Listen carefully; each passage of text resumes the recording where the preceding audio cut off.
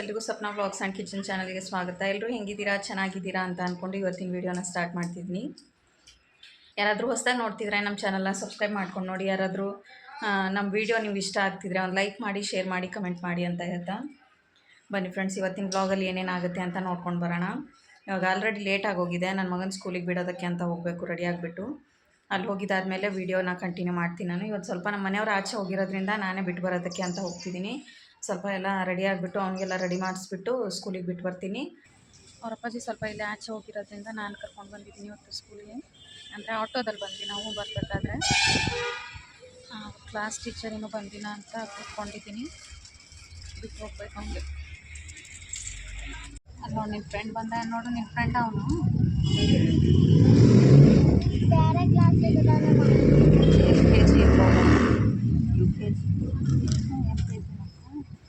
ನೋಡಿದ್ದೆ ಅವನಿಗೆ ನೋಡಿ ಅಳ್ಬಾರ್ದಂಗೆಲ್ಲ ಜಾಣ ಆಗ್ತದೆ.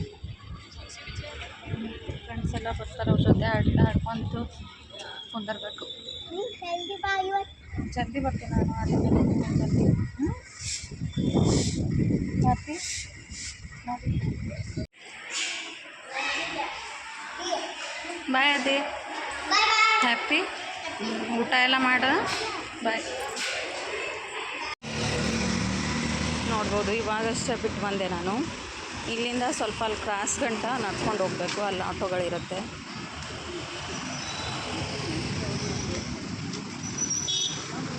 ಇಲ್ಲೆಲ್ಲ ಜಾಸ್ತಿ ಪಬ್ಲಿಕ್ಕು, ಎಲ್ಲ ಕಾಂಪ್ಲೆಕ್ಸ್ಗಳೇ ಇದ್ದಾವೆ ಇಲ್ಲೆಲ್ಲ. ಈ ಕಡೆ ಕೂಡ ಅಷ್ಟೇ, ಬಟ್ ಜಾಸ್ತಿ ಗಾಡಿಗಳಿರುತ್ತೆ ಇಲ್ಲಿ. ನೋಡ್ಬೋದು ಫ್ರೆಂಡ್ಸ್, ಇವಾಗಷ್ಟೇ ಬಿಟ್ಟು ಬಂದೆ ನಾನು. ಬಟ್ ಅವ್ನಿಗೆ ಬಿಟ್ಟು ಬರೋದಕ್ಕೆ ತುಂಬ ಬೇಜಾರು ಅನಿಸುತ್ತೆ. ಅವನು ಕೂಡ ಅಳ್ತಿರ್ತಾನೆ. ಇವತ್ತು ಅವ್ನು ಸ್ವಲ್ಪ ಹ್ಯಾಪಿಯಾಗಿ ಕೂತ್ಕೊಂಡಿದ್ದಾನೆ. ಅಲ್ಲಿ ಹೇಳಿದ್ದೀನಿ ಅವನಿಗೆ ಸಾಯಂಕಾಲ ಬೇಗ ಬರ್ತೀನಿ ಮೊನ್ನೆ ಬಿಟ್ಟು ಅಂತ ಹೇಳಿದ್ಕೆ ಅವ್ರ ಫ್ರೆಂಡ್ ಬಂದ. ಅವನ ಜೊತೆ ಹೋಗ್ಬಿಟ್ಟು ಹ್ಯಾಪಿಯಾಗಿ ಕೂತ್ಕೊಂಡಿದ್ದ. ಅದಕ್ಕೆ ನಾನು ಬಿಟ್ಟು ಬಂದಿದ್ದೆ. ನೋಡ್ಬೋದು ಫ್ರೆಂಡ್ಸ್, ಇದೇ ಕ್ರಾಸ್ಗೆ ಆಟೋಗಳು ಬಂದಿರ್ತವೆ. ಅಲ್ಲಿ ನಿಂತಿರೋ ಆಟೋಗಳು ಜಾಸ್ತಿ ಲೇಟ್ ಆಗುತ್ತೆ. ಅದಕ್ಕೆ ನಾನು ಸ್ವಲ್ಪ ಮುಂದೆಗಡೆ ನಡ್ಕೊಂಡು ಹೋದರೆ ನಾನ್ ಸ್ಟಾಪ್ ಆಟೋಗಳು ಹೋಗ್ತಿರ್ತಾವಲ್ಲ, ಆ ಆಟೋಗೆ ಹತ್ಬಿಟ್ಟು ಹೋಗ್ಬಿಡ್ತೀನಿ.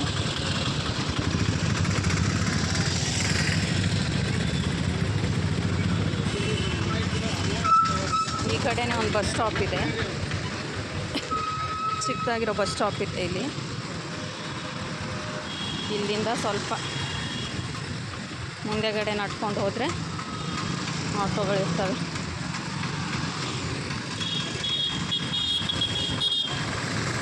ಅಲ್ಲಿ ನಿಂತಿರೋ ಆಟೋಗಳು ಬಂದುಬಿಟ್ಟು ತುಂಬ ಲೇಟ್ ಆಗುತ್ತೆ. ಅಂದರೆ ಅವ್ರ ಆಟೋಗಳು ತುಂಬ ಗಂಟೆ ಬಿಡೋದಿಲ್ಲ ಅವರು.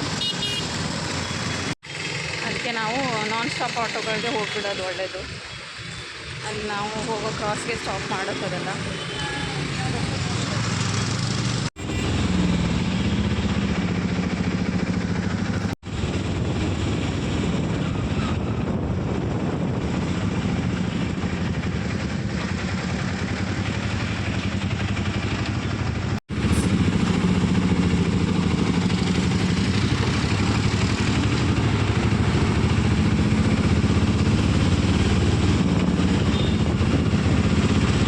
ನೋಡ್ಬೋದು ಫ್ರೆಂಡ್ಸ್, ಇದೇ ಕ್ರಾಸಿಗೆ ಬಂದುಬಿಟ್ಟು ಆಟೋದಲ್ಲಿ ಹೋಗ್ಬೇಕು ನಾವು. ನಾನು ಇವಾಗ ಬಂದು ಇಳಿದೆ, ವಾಪಸ್ ಮನೆಗೆ ಹೋಗ್ತಾ ಇದ್ದೀನಿ. ಈ ರೋಡ್ ಹೋದ್ರೇ ನಮ್ಮ ಮನೆ ಬರುತ್ತೆ. ನಾನು ಮತ್ತು ನನ್ನ ಮಗು ಹೋಗ್ತಾಯಿದ್ದೀನಿ ಇವಾಗ ನಡ್ಕೊಂಡು.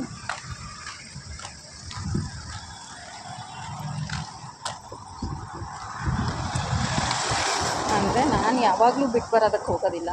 ನಮ್ಮ ಮನೆಯವರೆಲ್ಲರೂ ಆಚೆ ಹೋದಾಗ ಅಷ್ಟೇ, ಮತ್ತು ಡ್ಯೂಟಿ ಸ್ವಲ್ಪ ಬ್ಯುಸಿ ಇದ್ದಾಗ ಎಲ್ಲಾದರೂ ಆಚೆ ಕೆಲಸ ಅಂತ ಹೋದರೆ ನಾನು ಹೋಗ್ಬಿಟ್ಟು ಬಿಟ್ಟು ಬರ್ತೀನಿ. ಅಂದರೆ ಯಾವತ್ತಾದರೂ ಒಂದು ದಿವಸ ಅಲ್ವಾ, ಅಡ್ಜಸ್ಟ್ ಮಾಡ್ಕೋಬೋದು. ಡೈಲಿ ನಾನೇ ಬಿಟ್ಟು ಬರೋದಂತ ಆಗಿದ್ದರೆ ವ್ಯಾನಿಗೆ ಹಚ್ಬಿಡ್ತೀವಿ ನಾವು. ಅವನಿಗೆ ಅವ್ನು ವ್ಯಾನ್ಗೆ ಹೋಗೋದಕ್ಕೆ ಅಳ್ತಾನೆ, ಅದಕ್ಕೆ ವ್ಯಾನ್ಗೆ ಹಚ್ಚಿಲ್ಲ. ಬೈಕ್ ಮೇಲೆ ಬಿಟ್ಟು ಬರ್ತಾರೆ ನಮ್ಮ ಮನೆಯವರು. ಅವರಿಲ್ಲ ಅಂದಾಗ ಮಾತ್ರ ನಾನು ಹೋಗಿರ್ತೀನಿ ಅಷ್ಟೇ.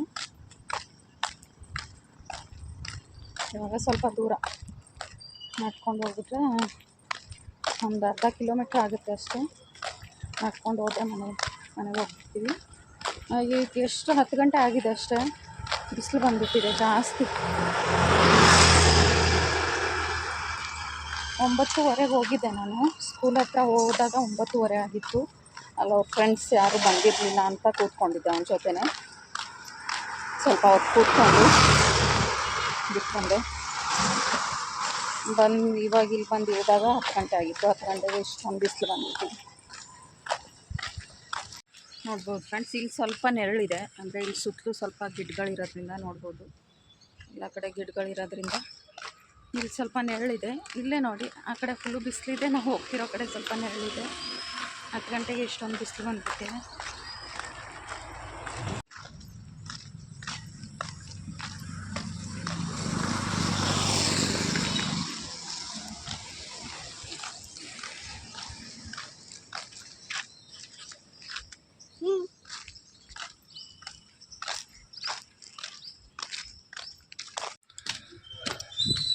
ಬಂದ್ವಿ ಮನೆಗೆ.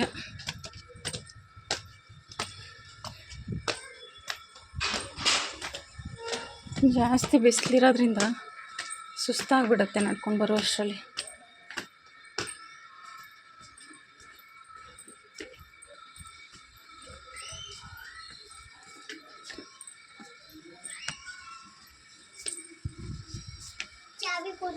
ಇರೋ ನಾನು ತೆಗಿತೀನಿ ಸರಿ. ನೋಡಿ ಫ್ರೆಂಡ್ಸ್, ನಡ್ಕೊಂಡು ಬರುವಷ್ಟರಲ್ಲಿ ಫುಲ್ಲು ಸೆಕೆ, ಬಿಸಿಲಿದೆ ಜಾಸ್ತಿ. ಅವನಿಗೆ ತಿಂಡಿ ಎಲ್ಲ ತಿನ್ನಿಸ್ಬಿಟ್ಟು ಬಾಕ್ಸ್ಗೆ ಹಾಕ್ಬಿಟ್ಟು ಕಳಿಸಿದ್ದೀನಿ. ದೋಸೆ ಮಾಡಿದೆ ಇವತ್ತು ಬೆಳಗ್ಗೆ ತಿಂಡಿಗೆ ಅಂತ. ಅವಳು ತಿಂದಿದ್ದಾಳೆ ತಿಂಡಿ, ನಂದಿನ್ನೂ ಆಗಿಲ್ಲ. ಒಂದೆರಡು ದೋಸೆ ಮಾಡಿಕೊಂಡು ತಿಂತೀನಿ ನಾನು ಇವಾಗ.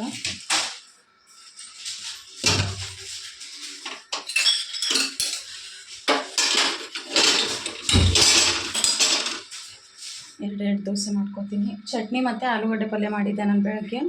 ಚಟ್ನಿ ಮತ್ತು ಆಲೂಗಡ್ಡೆ ಪಲ್ಯ ಜೊತೆನೇ ತಿಂದ್ಬಿಟ್ಟು ಹೋಗಿದ್ದಾನೆ ಅವನು. ಮತ್ತು ಅಲ್ಲಿ ಬಾಕ್ಸ್ಗೆ ಅಂತ ಚಟ್ನಿ ಬೇಡ ಅಂತ ಬರೀ ಆಲೂಗಡ್ಡೆ ಪಲ್ಯ ತೊಗೊಂಡೋಗಿದ್ದಾನೆ. ದೋಸೆ ಹಿಟ್ಟಿಗೆ ನಾನು ಅಕ್ಕಿ, ಉದ್ದಿನಬೇಳೆ, ಸ್ವಲ್ಪ ಕಡಲೆಬೇಳೆ, ಅವಲಕ್ಕಿ, ಸ್ವಲ್ಪ ಸಬ್ಬಕ್ಕಿ ಮತ್ತು ಸ್ವಲ್ಪ ಮೆಂತ್ಯ ಬೀಜನ ಹಾಕ್ಕೋತೀನಿ. ಸ್ವಲ್ಪನೇ ಹಾಕ್ಕೋತೀನಿ ಮೆಂತ್ಯ ಕಾಳು. ತುಂಬ ಚೆನ್ನಾಗಿ ಹುಳಿ ಬಂದಿದೆ ಹಿಟ್ಟು. ಅಂದರೆ ರುಬ್ಬಿ ಹಿಟ್ಟು ಹಾಕಿದಾಗ ಇದರಲ್ಲಿ ಸ್ವಲ್ಪ ಇಷ್ಟ ಆಗಿತ್ತು, ಫುಲ್ಲು ಆಗಿಬಿಟ್ಟಿದೆ. ತುಂಬ ಚೆನ್ನಾಗಿ ಹುಳಿ ಬಂದಿದೆ. ಮತ್ತು ಪ್ಯಾನ್ ಬಿಸಿಯಾಗಿ ಇಟ್ಕೊಂಡಿದ್ದೀನಿ ದೋಸೆ ಹಂಚು. ಇವಾಗ ಎರಡು ದೋಸೆ ಮಾಡ್ಕೊತೀನಿ ನಾನು. ಬೆಳಗ್ಗೆ ಅವ್ರಿಗೆಲ್ಲ ಮಾಡಿಕೊಟ್ಟಾದ್ಮೇಲೆ ಹಿಟ್ಟನ್ನ ಫ್ರಿಜ್ಜಲ್ಲಿ ಇಟ್ಬಿಟ್ಟು ಹೋಗ್ಬಿಟ್ಟಿದೆ.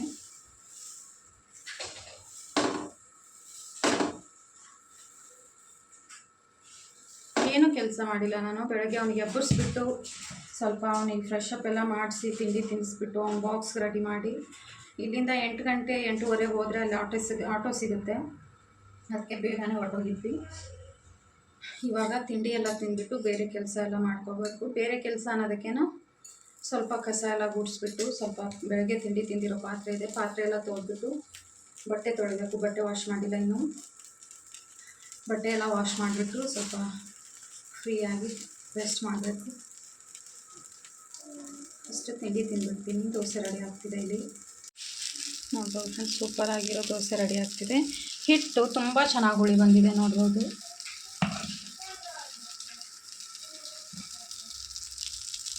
ನನಗೆ ಸ್ವಲ್ಪ ಕ್ರಿಸ್ಪಿ ಆಗಿದ್ದರೆ ಇಷ್ಟ ಆಗುತ್ತೆ ದೋಸೆ. ಜಾಸ್ತಿ ಸಾಫ್ಟ್ ಆಗಿದ್ದರೆ ದೋಸೆ ಇಷ್ಟ ಆಗೋದಿಲ್ಲ. ಸ್ವಲ್ಪ ಕ್ರಿಸ್ಪಿಯಾಗೆ ಮಾಡ್ಕೊತೀನಿ.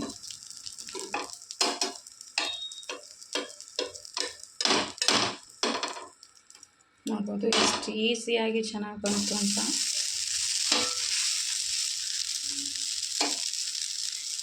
ಈ ರೀತಿ ದೋಸೆ ಅಂದರೆ ಕಲರ್ ಈ ರೀತಿ ಬರೋದಿಲ್ಲ ಒಬ್ಬೊಬ್ರು ದೋಸೆ ಮಾಡಿದಾಗ. ಇದು ಫುಲ್ಲು ರೆಸಿಪಿ ಬೇಕು. ದೋಸೆ ಹಿಟ್ಟು ಹೆಂಗೆ ರುಬ್ತೀರಾ, ಯಾವ ಥರ ನೆನೆಯೋದಕ್ಕೆ ಇಡ್ತೀರಾ ಅಂತ ನಿಮ್ಗೊಂದು ವೇಳೆ ಫುಲ್ಲು ರೆಸಿಪಿ ವಿಡಿಯೋ ಬೇಕು ಅಂದರೆ ನಂಗೆ ಕಮೆಂಟ್ ಮಾಡಿ ತಿಳಿಸಿ. ನಾನು ಫುಲ್ಲು ದೋಸೆ ಹಿಟ್ಟು ಹೆಂಗೆ ನೆನೆಸಿಡ್ಬೇಕು, ಏನೇನೆಲ್ಲ ನೆನೆಸಿಡ್ತೀನಿ ನಾನು.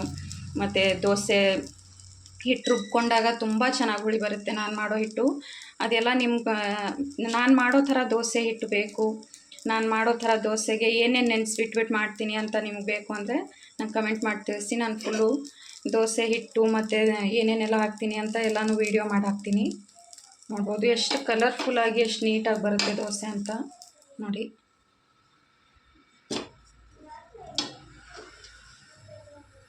ಅಂದರೆ ದೋಸೆ ಸ್ವಲ್ಪ ಕ್ರಿಸ್ಪಿ ಇದ್ರೇ ತಿನ್ನೋದಕ್ಕೆ ಚೆನ್ನಾಗಿರುತ್ತೆ.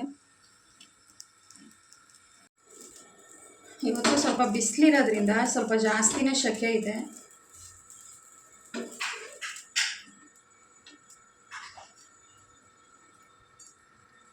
ನಮ್ಮ ಆದಿ ನನ್ನ ಮಗ ಮನೇಲಿ ಇರಲಿಲ್ಲ ಅಂದರೆ ಒಂಥರ ಬೇಜಾರಾಗುತ್ತೆ. ಅಂದರೆ ಬೆಳಗ್ಗೆ 9:30 ಸಾಯಂಕಾಲ 4:30 ಗಂಟೆ ಬೇಕು. ಇವಳಿಗೂ ಕಳಿಸ್ಬೇಕು ಸ್ಕೂಲ್ಗೆ, ಇನ್ನೊಂದು 2 ದಿವಸ ಆಮೇಲೆ ಕಳಿಸಿದ್ರೆ ಆಯಿತು ಅಂತ ಕಳಿಸಿಲ್ಲ. ನೋಡ್ಬೋದು ದೋಸೆ ಎಷ್ಟು ಚೆನ್ನಾಗಿ ಕ್ರಿಸ್ಪಿಯಾಗಿ ರೆಡಿ ಆಯಿತು ಅಂತ. ಈ ರೀತಿ ಕ್ರಿಸ್ಪಿಯಾಗಿದ್ದರೆ ದೋಸೆ ಇಷ್ಟ ಆಗುತ್ತೆ ನನಗೆ, ಅದಕ್ಕೆ ಈ ರೀತಿ ಕ್ರಿಸ್ಪಿಯಾಗಿ ರೆಡಿ ಮಾಡ್ಕೊತೀನಿ.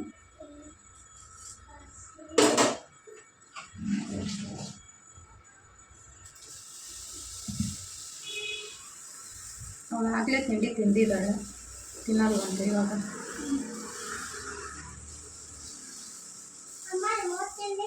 ನೀರು ಕೊಡ್ತೀನಿ.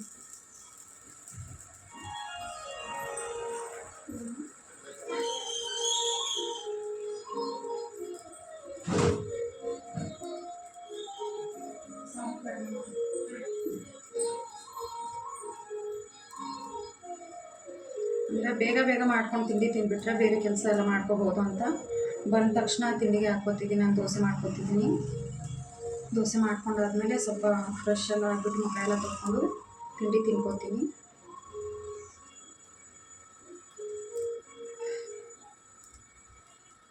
ನೋಡ್ಬೋದು ಫ್ರೆಂಡ್ಸ್, ಇವಾಗ ಸಾಯಂಕಾಲ ಟೈಮು 5 ಗಂಟೆ ಆಗಿದೆ. ನನ್ನ ಮಗ ಬಂದುಬಿಟ್ಟು 4:15 ಸ್ಕೂಲಿಂದ ಬಂದ.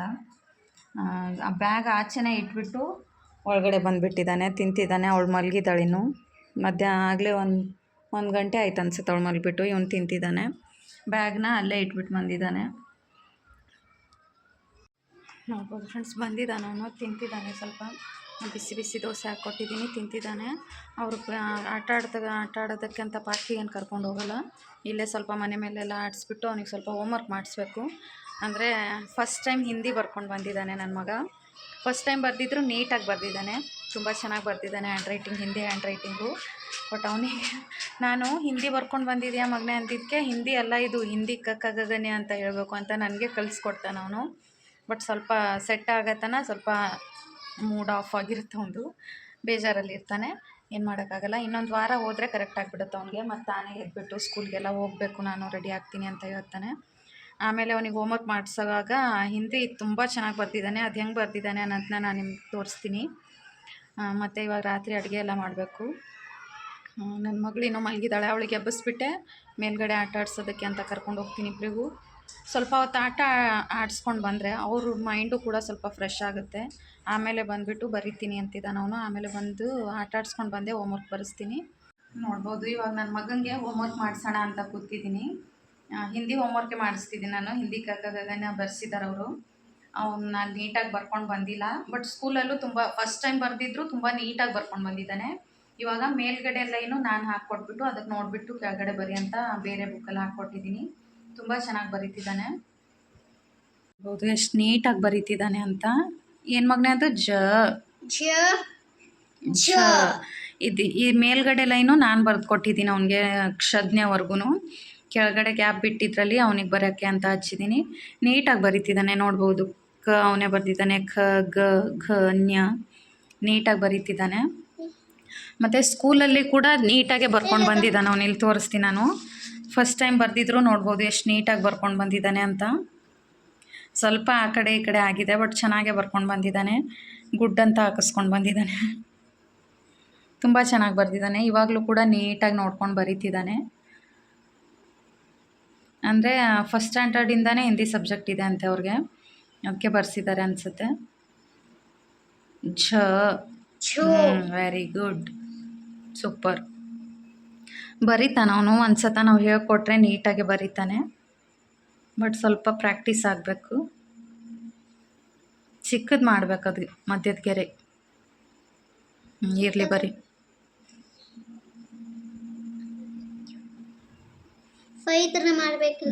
ಅದು ಟ.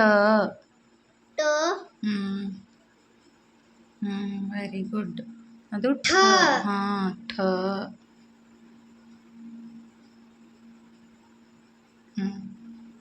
ಠ ಡ ಮೇಲಿಂದಾನೇ ಬರಿಬೇಕು. ಅಲ್ಲ ಮಗನೆ, ಇಲ್ಲಿ ಸ್ವಲ್ಪ ಚಿಕ್ಕದ ಗೆರೆ ತಗೊಂಡು ಬರಿಬೇಕು. ಗೆರೆ ಇಲ್ಲ ಅಲ್ಲಿ ನಾನು ಬರ್ದಿದ್ರಲ್ಲಿ. Very good. ಅಲ್ಲಿಂದ ಕೆಳಗೆ ಥರ ಮಾಡಿದ್ರೆ ಡ. ಡ ಆಮೇಲೆ ಢ. ಅದನ್ನು ಫಸ್ಟ್ ಚಿಕ್ಕದ ಗೆರೆ ತಗೊಂಡೇ ಮಾಡಬೇಕು. ಅಲ್ಲಿ ಕೆಳಗಡೆ ರೌಂಡಕ್ಕೆ ಮಾಡಬೇಕು. ಢ ಕೆಳಗೆ ತಗೋಬಾರ್ದು, ಅದು ರೌಂಡು ಒಳಗಡೆ ಅಷ್ಟೇ ಮಾಡಬೇಕು. ನೋಡು, ನಾನು ಕೆಳಗಡೆ ಎಳ್ದಿದ್ದೀನಿ ಆ ಗೆರೆ.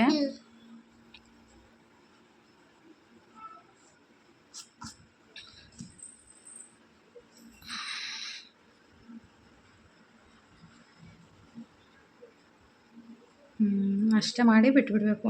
ಮೇಲ್ಗಡೆ ಗೆರೆ ಢ. ಈಗ ಣ ಬರಿ. ಣ ಈಸಿ ಐತಲ್ಲ.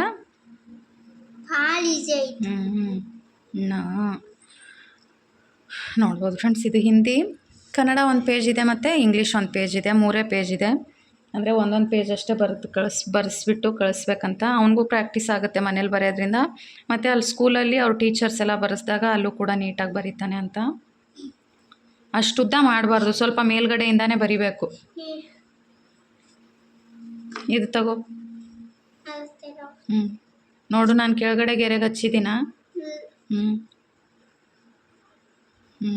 ತ ಥ. ಬರೀ ಹಂಗೆ ಕೆಳಗಡೆ ಹೇಳಿ ಗೆರೆ. ನೋಡಲ್ಲಿ ನಾನು ಮೇಲೆ ಹೆಂಗೆ ಬರ್ದಿದ್ದೀನಿ. ಥ. ಫ್ರೆಂಡ್ಸ್, ಅವ್ನು ಬರೀತಿದ್ದಾನೆ. ಅವ್ರು ಬರೆಯುವಷ್ಟರಲ್ಲಿ ಎಲ್ಲ ಬರೆಯೋಕ್ಕೆ ಮುಂಚೆನೇ ಎಲ್ಲ ಸಾಮಾನುಗಳು ಹದ್ಬಿಟ್ಟಿದ್ದಾರೆ ಎಲ್ಲ. ಅಂದರೆ ಬುಕ್ಸು, ಅದು ಆಟ ಆಡೋ ಮ್ಯಾಟು, ಕಾರು. ಅವಳು ಬರೀತಿದ್ದಾಳೆ. ಅವಳು ಮ್ಯಾಜಿಕ್ ಬುಕ್ಸ್ ಅದು. ಅಂದರೆ ನಾವು ಬರ್ತಿರ್ತೀವಲ್ಲ, ಹಂಗೆ ಅಳ್ಸೋಗ್ಬಿಡುತ್ತೆ. ಅದೆಲ್ಲನೂ ಮನೆ ತುಂಬ ಮಾಡಿಬಿಟ್ಟಿದ್ದಾರೆ. ಅದೆಲ್ಲನೂ ಕ್ಲೀನಾಗಿ ಇಟ್ಕೋಬೇಕು. ಸ್ವಲ್ಪ ಅಡುಗೆ ಮಾಡ್ಕೋಬೇಕು. ಅಡುಗೆ ಏನು ಮಾಡಿಲ್ಲನು. ರಾತ್ರಿಗೆ ಅಂತ ಸ್ವಲ್ಪ ಅಡುಗೆ ಮಾಡ್ಕೋಬೇಕು. ಗಾಳಿ ತುಂಬ ಚೆನ್ನಾಗಿಬಿಟ್ಟಿದೆ. ಮತ್ತು ಆಗಲೇ ಮಧ್ಯಾಹ್ನ ಸ್ವಲ್ಪ ಮಳೆ ಆಯಿತು. ನನ್ನ ಮಗ ಸ್ಕೂಲಿಂದ ಬರೋಕ್ಕೆ ಮುಂಚೆನೇ ಸ್ವಲ್ಪ ಅಷ್ಟೇ ಜಿಟಿ ಜಿಟಿ ಅಂತ ಸ್ವಲ್ಪ ಅಷ್ಟೇ ಮಳೆ ಆಯಿತು. ಅದಕ್ಕೆ ಸ್ವಲ್ಪ ಮಣ್ಣು ಸ್ಮೆಲ್ ಬರ್ತಿದೆ. ಸಾಕು, ಹಾಕಿಡು. ಬರಿ, ಓದ್ಕೊಂಡು ಬರಿಬೇಕು ಮಗನೇ. ಬರಿತಿದ್ದಾನೆ ಅವನು. ಆಲ್ರೆಡಿ 7:45 ಆಗೋಗಿದೆ. ಅಡುಗೆ ಮಾಡ್ಕೊತೀನಿ ನಾನು ಇವಾಗ. ಅವನು ಹಂಗೆ ಓದ್ತಾ ಬರೀತಾನೆ, ಹಾಗೆ ಹೇಳ್ಕೊಡ್ತಾನೆ. ಅಡುಗೆ ಮಾಡ್ಕೊಂಡು ಬಿಡ್ತೀನಿ, ಅಡುಗೆನೂ ಆಗಿಬಿಡುತ್ತೆ. ಮತ್ತು ಅವ್ನು ಮಧ್ಯಾಹ್ನ ಸ್ಕೂಲಲ್ಲಿ ಸ್ಕೂಲ್ ಸ್ವಲ್ಪ ಲೇಟಾಗಿ ಇರೋದ್ರಿಂದ ನಿದ್ದೆ ಮಧ್ಯಾಹ್ನ ರಜೆ ಇದ್ದಾಗ ಮಲ್ಕೋತಿದ್ನಲ್ವ ಮನೇಲಿ. ಇವಾಗ ಸ್ಕೂಲ್ ಸ್ಟಾರ್ಟ್ ಆಯಿತು, ಮಧ್ಯಾಹ್ನ ನಿದ್ದೆ ಕೂಡ ಆಗೋದಿಲ್ಲ ಒಂದು. ಅದಕ್ಕೆ ರಾತ್ರಿ ಹೊತ್ತು ಸ್ವಲ್ಪ ಬೇಗ ಮಲ್ಕೊಂಡ್ಬಿಡ್ತಾನೆ. ಅಂದರೆ ಬೇಗ ಅಡುಗೆ ಮಾಡಿಬಿಟ್ರೆ ತಿನ್ನಿಸ್ಬೋದು, ಬೇಗ ಮಲ್ಕೊಂಡ್ಬಿಡ್ತಾನೆ ಅಂತ ಇವಾಗ ಬೇಗ ಬೇಗ ಅಡುಗೆ ಮಾಡ್ಕೊಂಡ್ಬಿಡ್ತೀನಿ. ನೋಡ್ಬೋದು, ಇವಾಗ ನೈಟ್ ಅಡುಗೆ ಮಾಡೋದಕ್ಕೆ ಅಂತ ಸ್ವಲ್ಪ ಹೆಸರುಬೇಳೆ ತೊಗೊಂಡಿದ್ದೀನಿ. ಸ್ವಲ್ಪ ಹೆಸರುಬೇಳೆ ಸಾಂಬಾರು ಮತ್ತು ರೈಸು, ರೊಟ್ಟಿ ಮಾಡ್ಕೊಳ್ಳೋಣ ಅಂತ. ಅಂದರೆ ಬೇಳೆನ ಸ್ವಲ್ಪ ಕುಕ್ಕರಲ್ಲಿ ಡ್ರೈ ರೋಸ್ಟ್ ಮಾಡ್ಕೊಂಡ್ಬಿಟ್ಟು ಬೇಯಿಸೋದಕ್ಕೆ ಇಟ್ಕೊಂಡ್ಬಿಡ್ತೀನಿ. ಆಮೇಲೆ ಬೆಂದಾದಮೇಲೆ ಸ್ಮ್ಯಾಶ್ ಮಾಡ್ಕೊಂಡ್ಬಿಟ್ಟು ಬೇಗ ಸಾಂಬಾರು ಮಾಡ್ಕೊಬೋದು. ಅದು ಬೇಯುವಷ್ಟರಲ್ಲಿ ನಾನು ರೊಟ್ಟಿ ಮಾಡ್ಕೊಂಡ್ಬಿಡ್ತೀನಿ. ಅದಕ್ಕೆ ಸ್ವಲ್ಪ ಕ್ಲೀನ್ ಮಾಡ್ಕೋಬೇಕು. ಬೇಳೆಗಳು ಯಾವಾಗಲೂ ಕಾಣಿಸಲ್ಲ, ಅಂದರೆ ಬೇಳೆಗಳ ರೀತಿಯೇ ಚಿಕ್ಕದಾಗಿರೋ ಕಲ್ಲು ಅದು ಇದು ಮಿಕ್ಸ್ ಆಗಿರುತ್ತೆ. ಅದಕ್ಕೆ ಕ್ಲೀನ್ ಮಾಡಿಕೊಂಡೇ ಮಾಡ್ಕೋಬೇಕು. ಅದಕ್ಕೆ ಬೇಳೆನ ಕ್ಲೀನ್ ಮಾಡ್ಕೊತಿದ್ದೀನಿ. ಅದೇ ಬರೀ ನೀಟಾಗಿ ಬರೀ ಮೇಲ್ಗಡೆ ನಾನು ಬರ್ದಿರೋದು ನೋಡಿಕೊಂಡೆ.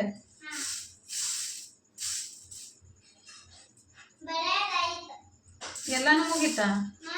ಕ್ಷದ್ನವರೆಗೂ ತೋರಿಸು, ಬುಕ್ ಕೊಡು. ಆ ಬುಕ್ ಸ್ಕೂಲಿಗೆ ತಗೊಂಡು ಹೋಗ್ಬೇಕು ನೀನು. ಅಲ್ಲಿ ಯಾಕೆ ಇಟ್ಬಿಟ್ಟೆ? ತಗೊಂಡು ಬಾ ಇಲ್ಲಿ, ನಾನು ನೋಡ್ತೀನಿ. ತಗೊಂಡು ಕ್ಷದ್ನವರೆಗೂ ಎಲ್ಲಿ ಬರ್ದಿ? ಮತ್ತೆ ಈ ಕಡೆ ತಿರ್ಗಿಸ್ಬಿಟ್ಟು ಬರಿಬೇಕು. ಒಂದು ಪೇಜ್ ಮುಗಿಸ್ಬಿಟ್ಟು ಮುಗೀತು ಅಂತಿದ್ದಾನೆ. ನಾನು ಹಿಂದೆ ಕಡೆ ಕೂಡ ಹಾಕಿದ್ದೀನಿ. ಅಲ್ಲಿ ಸಾಕಾಗಲಿಲ್ಲ ಅಂತ ಹಿಂದೆಗಡೆ ಪೇಜಲ್ಲಿ 1-2 ಲೈನ್ ಬರ್ತಿದ್ದೀನಿ.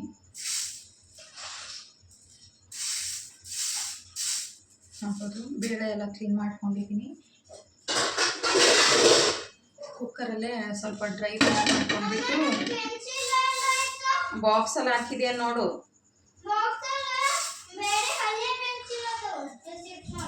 ಆಯ್ತಲ್ಲ, ಸ್ವಲ್ಪ ರೋಸ್ಟ್ ಮಾಡ್ಕೊಂಡ್ಬಿಡ್ತೀನಿ.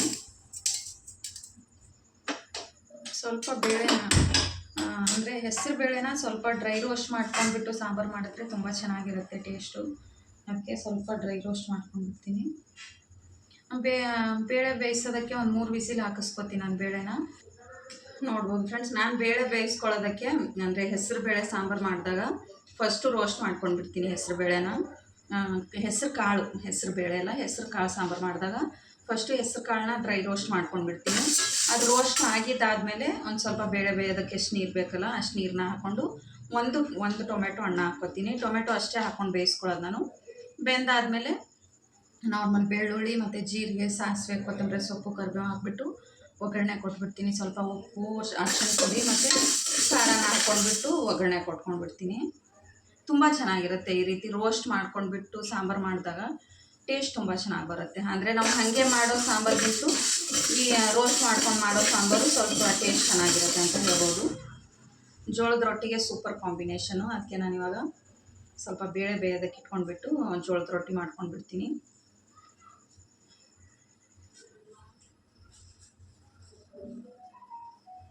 ರೋಸ್ಟ್ ಹಾಕಿರ್ತೀನಿ. ಸ್ವಲ್ಪ ಬೇಳೆದು ಕಲರ್ ಚೇಂಜ್ ಆಗಬೇಕು, ಅಲ್ಲಿವರೆಗೂ ಚೆನ್ನಾಗಿ ರೋಸ್ಟ್ ಮಾಡ್ಕೋಬೇಕು ಬೇಳೆನ. ಮತ್ತು ಸ್ಮೆಲ್ ಬರುತ್ತೆ, ಬೇಳೆ ಚೆನ್ನಾಗಿ ಫ್ರೈ ಆದಾಗ ಒಂದು ರೀತಿ ಸ್ಮೆಲ್ ಬರುತ್ತೆ. ಆ ಸ್ಮೆಲ್ ಬಂದಾಗ ಗೊತ್ತಾಗ್ಬಿಡುತ್ತೆ ಬೇಳೆ ಚೆನ್ನಾಗಿ ರೋಸ್ಟ್ ಆಗಿದೆ ಅಂತ. ಆ ಟೈಮಲ್ಲಿ ನೀರು ಹಾಕ್ಕೊಂಡ್ಬಿಡೋದಷ್ಟೇ.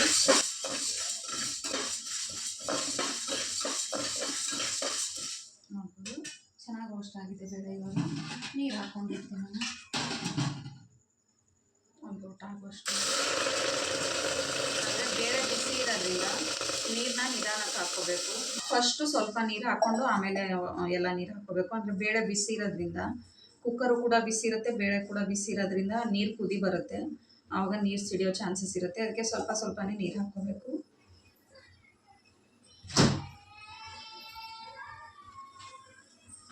ಒಂದು ಟೊಮೆಟೊ ಹಣ್ಣು ಹಾಕ್ಕೊತೀನಿ ನಾನು.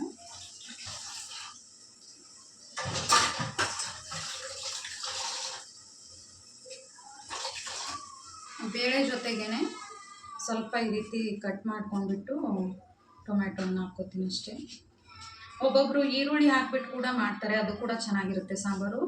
ನಾನು ಬರೀ ಟೊಮೆಟೊ ಹಾಕ್ಕೊಂಡು ಒಂದು 3 ವಿಸಿಲ್ ಬರ್ಸ್ಕೊತೀನಿ ಅಷ್ಟೇ.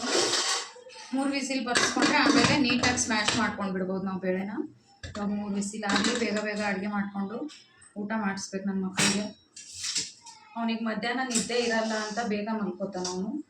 ಅದಕ್ಕೆ ಅಂದರೆ ಇಷ್ಟು ದಿವಸ ರಜೆ ಇದ್ದಾಗ ಮಧ್ಯಾಹ್ನ ಮಲ್ಕೋತಿದ್ದ 2-3 ಗಂಟೆ. ಇವಾಗ ಸ್ಕೂಲ್ ಸ್ಟಾರ್ಟ್ ಆಯಿತು. ನೋಡ್ತಾರಲ್ಲ ಫ್ರೆಂಡ್ಸ್, ಬೇಳೆ ಬೇಯೋದಕ್ಕೆ ಇಟ್ಕೊಂಡಿದ್ದೀನಿ. ಈ ವಿಡಿಯೋ ನಿಮ್ಗೆ ಇಷ್ಟ ಆಗಿದೆ ಅಂತ ಅನ್ಕೊತೀನಿ. ಇಷ್ಟ ಆಗಿದ್ರೆ ಒಂದು ಲೈಕ್ ಮಾಡಿ, ಶೇರ್ ಮಾಡಿ, ಕಮೆಂಟ್ ಮಾಡಿ, ಹಾಗೂ ಸಪ್ನಾ ವ್ಲಾಗ್ಸ್ ಆ್ಯಂಡ್ ಕಿಚನ್ ಚಾನಲ್ನ ಸಬ್ಸ್ಕ್ರೈಬ್ ಮಾಡ್ಕೊಂಡು ನೋಡಿ. ಯಾರಾದರೂ ಹೊಸದಾಗಿ ನೋಡ್ತಿದ್ರೆ ನಮ್ಮ ಚಾನಲ್ನ ಸಬ್ಸ್ಕ್ರೈಬ್ ಮಾಡ್ಕೊಂಡು ನೋಡಿ.